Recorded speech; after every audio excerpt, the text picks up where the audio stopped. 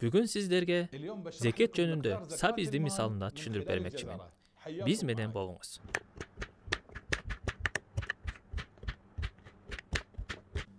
Эгер мусулман адамдын акчасы көбөйүп, ал акчасына 85 грамм алтын сатып алууга мүмкүн болгон өлчөмгө жетип, акчасы 1 жыл калмалып турган болсо, демек акчасына зекет берүү милдет болгон убакыт келди.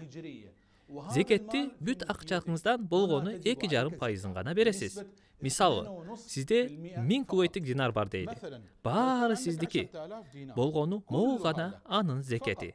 Мына ушул бөлүгүн гана тиешелүү бейбечарага бериңиз. Калганын баары сизге толугу менен адал.